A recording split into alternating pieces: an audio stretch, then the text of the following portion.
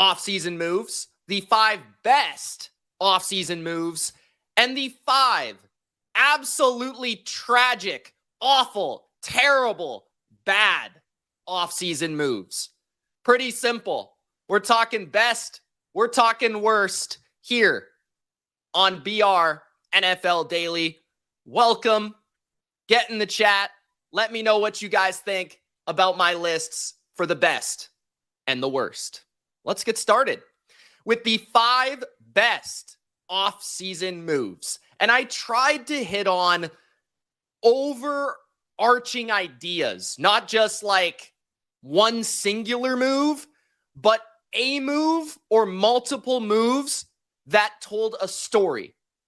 So the first move is the New England Patriots hiring Mike Vrabel and what that has meant for the entire Patriots franchise after they made that move.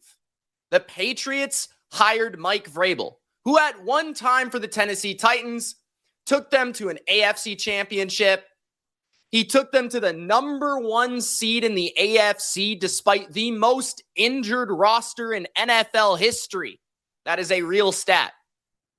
And now he finds himself back home as he 3-time Super Bowl champion with the Patriots. As a player, he has become the head coach of the New England Patriots. And along with Mike Vrabel, he has brought back Josh McDaniels. And why is this combination and why are these two individuals so important to the New England Patriots? It's quite simple. Not only do you give Drake May an opportunity to be the guy, the franchise, the star, the stud of the New England Patriots, but you also bring legitimacy back to this team. You bring back toughness to the New England Patriots. You bring back situational football awareness to the New England Patriots. You bring back a coach and an atmosphere and a culture, most importantly, where players actually want to play. That's really important, right? That is why Milton Williams signs with the New England Patriots. Harold Landry, a former Mike Vrabel player in Tennessee, signs with the New England Patriots. A Super Bowl champion like Carlton Davis signs with the New England Patriots. Stephon Diggs signs with the New England Patriots. A rival, Mac Hollins, signs with the New England Patriots. You can go down the list. The New England Patriots have completely transformed from one of the worst, least talented rosters with an absolute joke of a coaching staff to one of the most improved teams that I feel we have seen in recent memory in one offseason. From the combination of free agency and the draft, many have given them an A+, and I understand why. Josh McDaniels has had influence over personnel. Draft picks like Travion Henderson, Kyle Williams, then picking up players from the Raiders like Robert Spillane or Marcus Epps, right? Josh McDaniels will help Drake May evolve and bring back balance to an offense and real legitimate play calling and give them an advantage on that side of the ball. Carlton Davis brings a nice little compliment to Christian Gonzalez, and Milton Williams brings a big-time pass rusher to complement Christian Barmore. So I just look at what Mike Vrabel can bring to this team week to week, situationally, his game management skills, his toughness, his pedigree, and his overall respect across the NFL, that everybody believes in Mike Vrabel, and I believe in Mike Vrabel. So that is why, to me, it was the first move I thought of because of the effect, the butterfly effect it has had on the rest of the Patriots this offseason. The second move that sprung to mind is another coaching move. That is Ben Johnson being hired by the Chicago Bears. And what Ben Johnson enabled the Bears to do this offseason. Similar theme here to Mike Vrabel. But the emphasis of the Chicago Bears was to build around Caleb Williams. So not only did they bring in one of the best play callers in the NFL, one of the best schemers in the NFL from a division rival, but they were able to rebuild the offensive line. Ben Johnson, coming from Detroit, understands the importance of a great offensive line, right? Penei Sewell was one of their top picks, one of their first picks in that Dan Campbell Detroit era. It meant a lot to build that team up from the ground up, literally. And that's what Ben Johnson has done. Okay? He has brought in and helped the Bears make decisions to improve his offense and the team around Caleb. Drew Dahlman, one of the top 10 centers in my mind from the Atlanta Falcons. Joe Thuney, a future Hall of Fame guard. Jonah Jackson, a former Pro Bowler from Ben Johnson's Lions at one time. Colston Loveland at tight end out of Michigan in the first round. Luther Burden in the second round at wide receiver to play the slot. You also, bring in a guy like Zacchaeus, a veteran wide receiver for depth. And all of a sudden, Caleb Williams has a full complement of support. Not only from coaching, scheme, influence, development, but also from personnel and players in different roles and different spots that Ben Johnson can utilize to their best of their ability. Whether it be DJ Moore or Colston Loveland or Roma Dunze, right? This guy, what he did with St. Brown, Jahmyr Gibbs, Sam Laporta, I wouldn't be surprised if we saw a similar result because this guy is the best offensive coach we've seen since, in my opinion, like the hires of Sean McVay and Kyle Shanahan. Like, it's been a minute since we've seen a guy this impactful as a play caller get hired to a team that could be this talented moving forward. So that's very exciting for the Chicago Bears. My third best move, okay, and it's not really in order, but the third best on this list is probably one that not a lot of people have thought of because it's a combination of moves, but it's an overall strategy that has informed this team's offseason. And that is the Arizona Cardinals defensive makeover. The Arizona Cardinals are sneaking up on the NFL. They're sneaking up on the NFC West, the NFC. A lot of people do not realize that this team has completely reshaped and shifted their defense, okay? First round, Walter Nolan, defensive tackle. Will Johnson, a sneaky pickup in the second round, considering he was once kind of described as a top 10 talent in the draft. That might give them a legitimate perimeter cornerback. Walter Nolan, a top-notch, potentially guy that can get to the quarterback, a guy that can pursue the quarterback, right? And then you bring in a talent like Calais Campbell, a veteran who can lead, somebody like Walter Nolan, but the rest of the defense, he returns to Arizona. Dalvin Tomlinson, another veteran that can help stop the run. Size has been an issue on this defense. Stopping the run has been an issue on this defense. Jonathan Gannon completely reshapes his defensive line, and the star being Josh Sweat, a guy that was at his best under Jonathan Gannon in Philadelphia just a couple seasons ago back in 2022. So you look at what they were able to do to the defensive front, what they were able to do potentially to their corner position by adding a Will Johnson. They did make a small splash with Akeem Davis-Gaither at the linebacker position as well, just a small adjustment. But I just love that the Cardinals looked at their team, looked at their roster, and said, our offense, it's humming. Our offense is good enough to make the playoffs. Our offense is good enough to compete. We don't need to get more weapons. We need to get better at stopping teams. What is our coach good at? Defensive coaching. Let's give them some help. That's what the Cardinals have done. That's why I love what they've done. Overall, to me, I just feel like in the draft and in free agency, they had a plan, and I respect that. Okay, my fourth best move on this list. Guys, keep up the comments. Let me know what you guys think in the comments. We'll get to the comments in between our lists here, and I'll try to go through it, okay? The fourth best move is the 49ers hiring Robert Saleh or allowing Robert Saleh to return, okay? The former head coach of the New York Jets and the one-time defensive coordinator of the 49ers back when they did make the Super Bowl against the Chiefs with Jimmy Garoppolo in 2019. He has returned. And why is this such a big deal? Robert Saleh is one of the best defensive coaches in the NFL. He has had 8 seasons in which he's been a head coach or a defensive coordinator. In 5 of 8 seasons, he has led a top 5 defense in yards allowed. That is more seasons than not leading a top .5 yards allowed defense, which is very impressive. Okay. Not only that, but his energy is very impactful. If you watch the 49ers back with Robert Saleh, you watch the Jets defense, they fly around. They play with fire. They play with vigor. They play with energy. That's what Saleh brings to the sidelines as an assistant coach. I was never huge on him as a head coach, but now he doesn't have to worry about that. He's got Kyle Shanahan. Okay? And now Kyle Shanahan can actually look to his right or his left and say, and not have to worry, not have to wipe the sweat, not have to be just absolutely all the time trying to manage and manipulate everything because he doesn't trust his defensive coordinator. If you guys have watched San Francisco the last 2 years, even including the team that made the playoffs and went to overtime with the back-to-back Kansas City Chief champions, he was worried about Steve Wilkes. He had to make the game plan. He was that worried, right? The last couple of years. And Sorensen, who led the unit last year, was a first-time coordinator. So it's not like there was a lot of confidence there.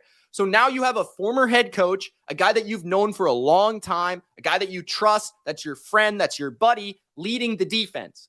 And he's leading a young, talented unit now, a rebuilt unit with energy, right? And that's exactly what Saleh brings, and that's what this talent brings, right? People are concerned about losing some big names like Hargrave, Greenlaw, Hufanga, or Charvarius Ward. I would inform you that Hargrave played 3 games, Greenlaw played 2 games, Hufanga played 7 games. The biggest miss is Charvarius Ward, who played 12 games last year. But a lot of those guys didn't barely play. They did bring in Alfred Collins, Michael Williams, CJ West in the draft, and they just traded for Bryce Huff, a guy that had 10-plus sacks under Robert Saleh in New York. That's going to help Nick Bosa. So the energy, the infusion of youth, the infusion of Saleh, I think is going to bring a much-needed spark to San Francisco. So I love that move for them. I think that's going to totally change them. A lot of people are looking at their personnel, but they should be looking at their coaching for the reason why they might have a better season this year. And my 5th and final best move of the offseason is the Las Vegas Raiders rebuilding their core. Okay? And what I mean by this is head coach, quarterback, and even beyond head coach, quarterback, but you could go to star player, Ashton Genty. Chip Kelly, offensive coordinator, at one time seen as an offensive mastermind, okay? Rebuilding their core of this team, the culture of the Raiders. And Pete Carroll probably does not get enough credit for what he truly does deserve as arguably a top-end culture builder in the NFL, in NFL history over recent years. What he was able to do in college and the pros. Okay, Pete Carroll, just like Robert Saleh, brings that energy. He brings that vibe. Even at his old age, this guy is infectious to his team. That's what the Raiders need. They need a little positivity, a little light on their side in the darkness, okay? I know the Raiders are all about their silver and black and their darkness, but it's all about the light with Pete Carroll. And you bring in Geno Smith, who's just the same way at quarterback, like positivity, underdog story, a guy that I think's underrated. Like he's one of the best passers in the pocket in the NFL. I think he can lead, a comeback, a 2-minute situation with the best of them. He's very accurate.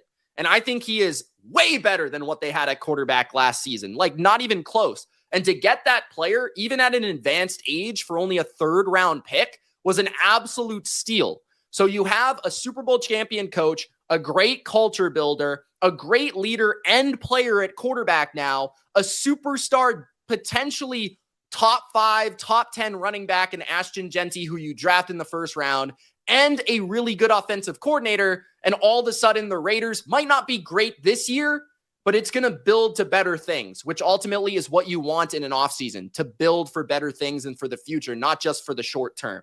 So those are, in my opinion, the 5 best moves of the offseason and how impactful they will be on not only now, but later on in the NFL.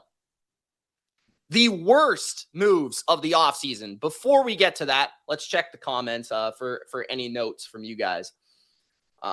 Okay. Yes, they need more work, but they made a good start. Yes, I agree with you, sir, about the Raiders. I still think the Raiders still need more work. I agree with you, man. I don't disagree. Land Oak says Pete Carroll, Geno Smith. Yes, man, I agree. Dallas getting Pickens should be on the list.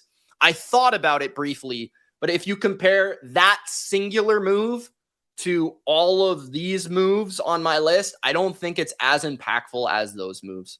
Dallas, I've liked their offseason. I think it's been very underrated, but I would not say that there was a theme that I overall was like super in love with, though. It was kind of like more spotty, sporadic.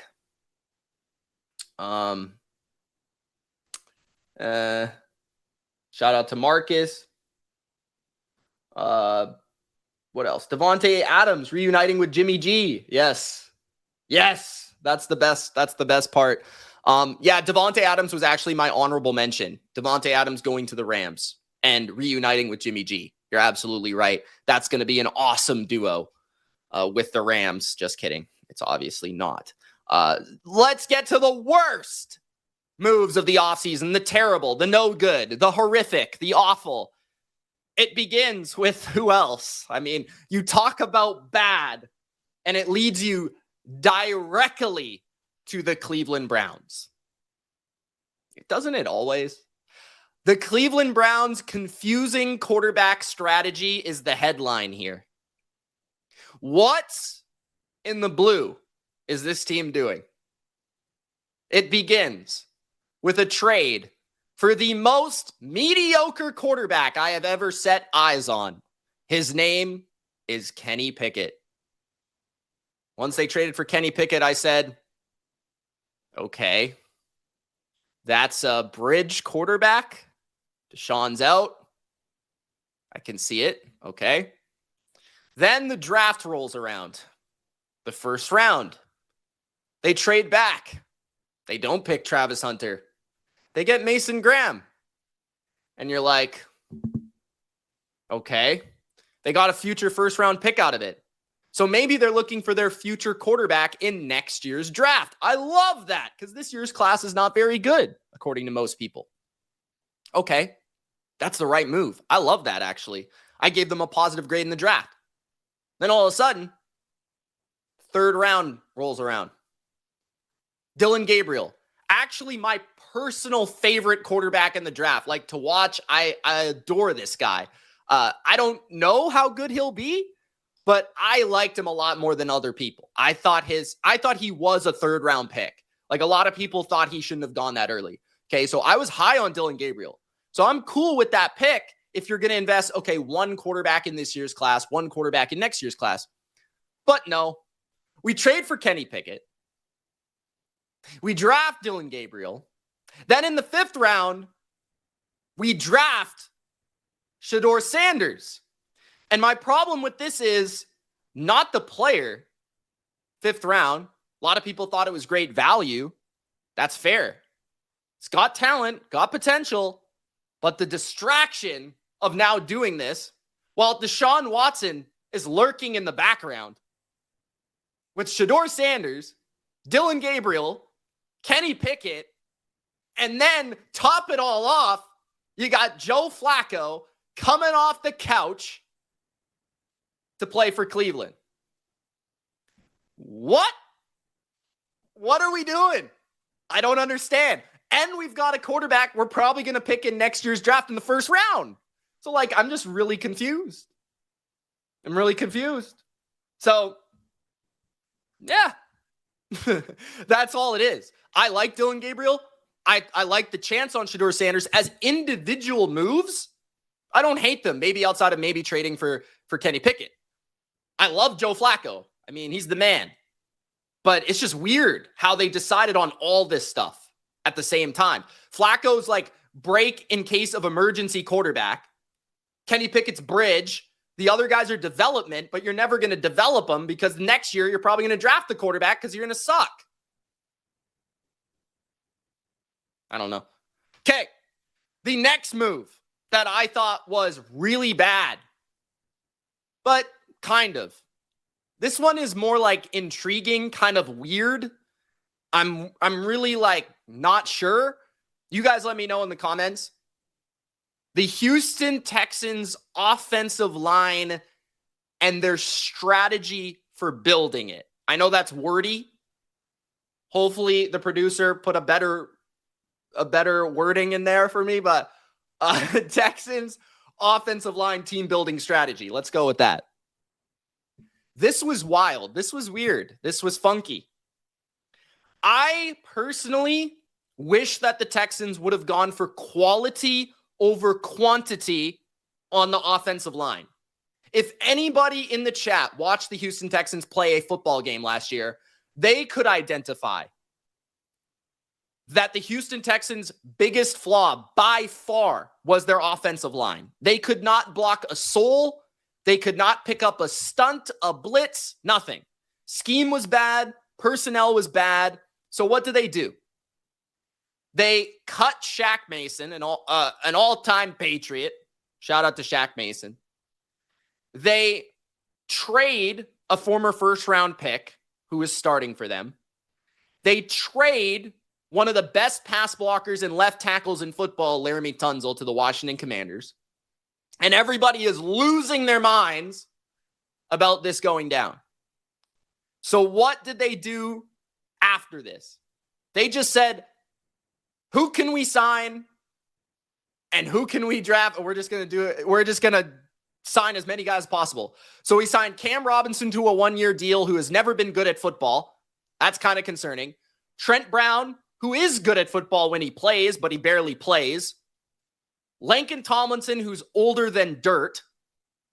They traded for Ed Ingram, who sucks. And then they drafted Ursery in the second round, which might have been a great pick. But honestly, I just wish they would have went for youth more than established veterans on the offensive line. I love Nick Caserio, but I feel like this strategy was very odd.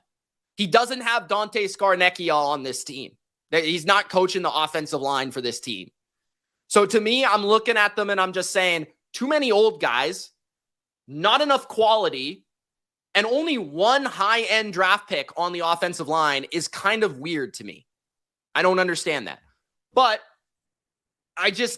and that's the thing, right? And the reason it makes this list is because they have so much potential as a team.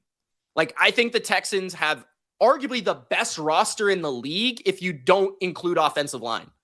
They're that good. So that's why it sucks. The next move is another team building strategy, but it's on defense. I'm talking about the Washington Commanders' strategy to not only overpay Javon Kinlaw, but then just completely not even care about the defense. So they go out and they trade for Deebo Samuel. They go out and they trade for Laramie Tunzel.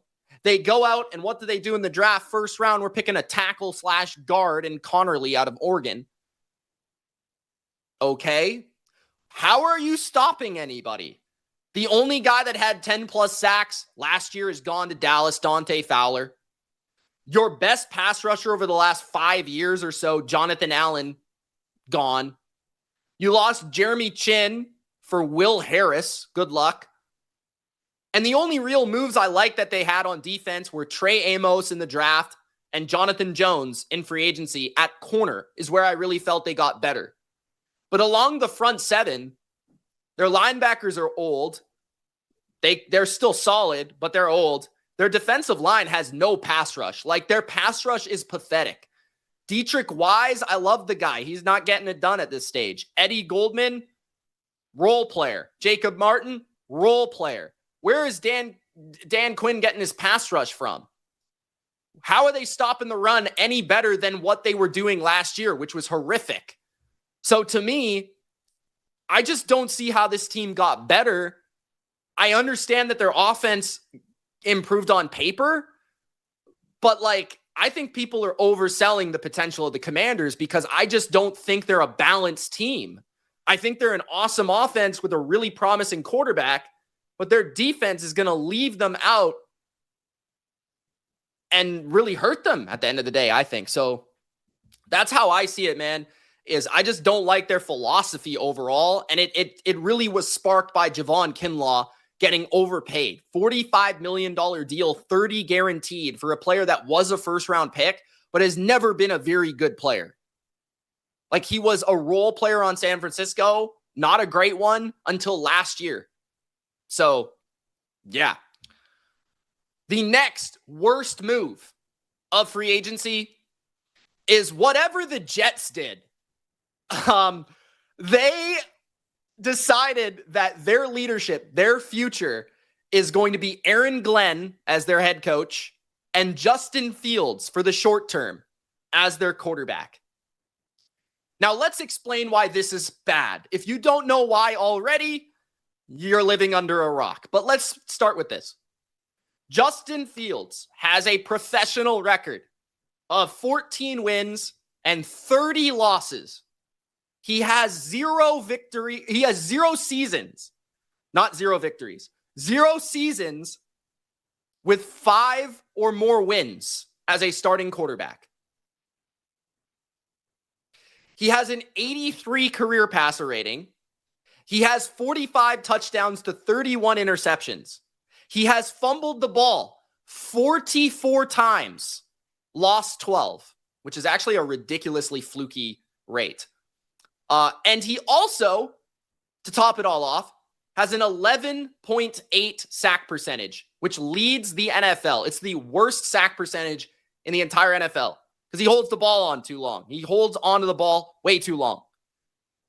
So you have a quarterback that just objectively is not that good. He's athletic. He's fast. He's got a strong arm.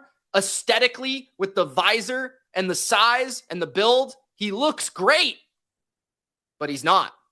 And then you have Aaron Glenn. Okay? Aaron Glenn, for some reason, was hired as a head coach, despite the fact that he has one top 20 defense in yards allowed in his entire career. He only has one top 10 defense in points allowed in his entire career, and it was last year. The rest of the defenses that Aaron Glenn has coached have not even been in the top 20 in points allowed. He has one season in the top 10, and the rest of them are outside the top 20. So if you're a defensive coach and you made your name on defense and you can't stop anyone from scoring, why are you being hired as a head coach?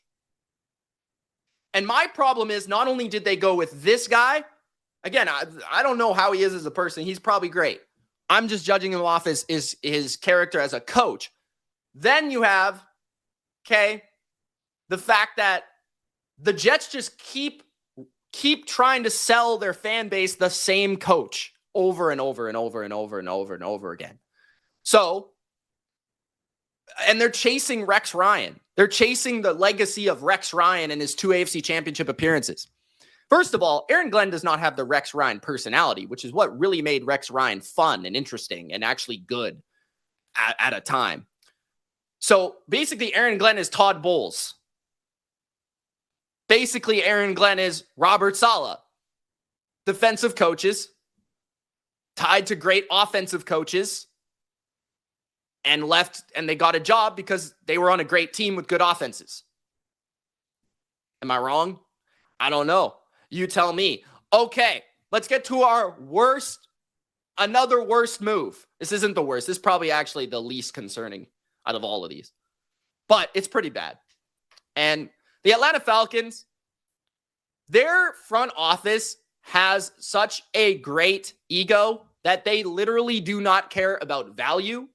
They do not care about standards. They do not care about what everyone else would do. They're competing with themselves. Okay? So, the Atlanta Falcons traded a first-round pick next year to trade up 20 spots at the end of the first round to pick a position that they already picked in the first round. And not only that, they did it in a draft class that is considered to be weak. The Atlanta Falcons got the 26th pick from the Los Angeles Rams and a third-round pick. For the 46th pick, a 7th-round pick, and a future first. They gave the Los Angeles Rams and Sean McVay a future first-round pick, and they did it without even knowing if Michael Penix is an absolute stud. Imagine going all in on your team, going all in on your quarterback with such a small sample size. Like, how do we even know? How do we even know if our team's going to be any good? We still have holes on defense to this day. And to me, when you pick a player that's at the same position as the position you already picked, bro, you've got so many of, like, that's not fixing the problem. If you have to pick the same position, you didn't make the right pick the first time. That's my problem. Okay? Why are we spending 2 picks at the same time? So the Atlanta Falcons, terrible trade. Terrible. And I like those players. I like James Pierce. Okay? I actually wasn't a big Jalen Walker fan. I just don't know if he's actually going to be a legitimate edge rusher in the NFL because he was a linebacker at Georgia. But that's just my personal opinion. We'll see if it works out for them. But I just, it's very, very odd. I don't know. It's confusing behavior. But that's the Atlanta Falcons for you. So let's recap. But first, let's get to the comments. Okay. The Raiders is not a rebuild, just a tune-up. Okay. A tune-up, I would say a reconstruction, a retooling. Shedeur will be the starter by the end of the year. Maybe. I think for Browns fans, they hope it's Gabriel or Sanders. I hope you're not watching Kenny Pickett in week 18. NFL teams overlook their offensive line, even though every year we see how important it is. That is true. Maddox says, Aaron Glenn is good. Justin Fields is mid. I disagree with both of those comments. Aaron Glenn is not good. And Justin Fields is not even mid. I'm sorry. Washington D-line will be better stopping the run. Maybe. I won't rule it out. Maybe. But their pass rush is not, I'm not a fan. I think you're a bit off on Glenn. How his defense has performed have nothing to do with his potential ability as a head coach. I mean, that's somewhat true, but I don't know. Like, is he some brilliant clock manager? I don't know. I've never seen it. He doesn't call offensive plays. I don't know. I guess you're just, what are you basing it on? Because, like, I don't know. I'm basing it on what he's done product-wise as a coach. Isn't that what we judge coaches by? Maybe I'm wrong. But I would have just liked to have seen more sample of him actually leading a good defense. Because I feel like it only happened for 1 year, and that defense ended up getting shredded in the divisional round. And all anybody could talk about was how bad they were, despite the injuries. So, yeah. All right, let's recap. So, in terms of the best moves, first and foremost, the New England Patriots hiring Mike Vrabel, reestablishing the Patriots' legitimacy as a franchise, bringing along with him Josh McDaniels to help develop Drake May, and how that set off the best offseason for any team in 2025. The Chicago Bears, Ben Johnson, and his influence over the decision-making of the Chicago Bears to retool, rebuild, and construct an offensive line around Caleb Williams. Ben Johnson is brilliant, and he'll get the most out of Caleb, which is the goal. The Arizona Cardinals, defensive makeover, completely retooling the defensive line with names like Walter Nolan, Calais Campbell, Dalvin Tomlinson, and Josh Sweat. Jonathan Gannon now has some pieces to work with. The 49ers rehiring their boy, Robert Saleh, back in San Francisco. And not only is Saleh back to bring a little bit of calm to Kyle Shanahan on the sidelines, but also a great energy for a youthful defense that he'll be asked to develop with a plethora of draft picks and also his buddy Bryce Huff. And last, but certainly not least for the best, the Raiders rebuilt core. Head coach Pete Carroll, culture builder, quarterback Geno Smith, leader, star player Ashton Genty, explosive. Okay? The worst moves of the offseason. The Cleveland Browns confusing quarterback strategy. Who is their starter? Who is their future? Why Kenny Pickett? Why Dylan Gabriel and Shedeur Sanders? Why so much distraction? Cleveland, why do you choose to distract every single offseason? The Houston Texans and their inability to actually add quality on the offensive line. I like the Ursary draft pick, but I'm concerned about Cam Robinson. I don't know if Trent Brown has it anymore as much as I like the guy. Lincoln Tomlinson is old. Ed Ingram isn't good. You didn't do CJ Stroud any favors by what you accomplished this offseason. You better hope the scheme really helps, because if not, Stroud will be sacked a lot. The defensive strategy for the Washington Commanders: paying Javon Kinlaw, overpaying Javon Kinlaw, letting go of Jonathan Allen, letting go of your leading sacker Dante Fowler, and choosing not to pursue a pass rush for Dan Quinn. Instead, it's more offense, but in the playoffs, those aren't going to win you the games that matter. Defense wins championships, remember. And the New York Jets. Of course, you couldn't have a bad list without the New York Jets. Aaron Glenn and Justin Fields. As the leaders of this team, Aaron Glenn has had one good defense in his entire career, and the rest haven't even ranked in the top 20. And Justin Fields is 14-30 as a starter with the highest sack percentage in the NFL over the last 4 years. And finally, the filthy Falcons and their draft trade. Two edge rushers. You couldn't just settle for one, two, but you had to trade up. And not only you have to trade up, you have to trade to the Rams. Are you serious? You're just giving the Rams more ammunition for the future. You had to trade 20 spots up in a bad draft for the same position you already drafted? Give me a break. There it is, guys. The best and the worst moves of the offseason. Thank you for tuning in. It's Mitch. Subscribe on YouTube, The Bottom Line View, and I'll see you in the next live stream for BR NFL Daily. Peace.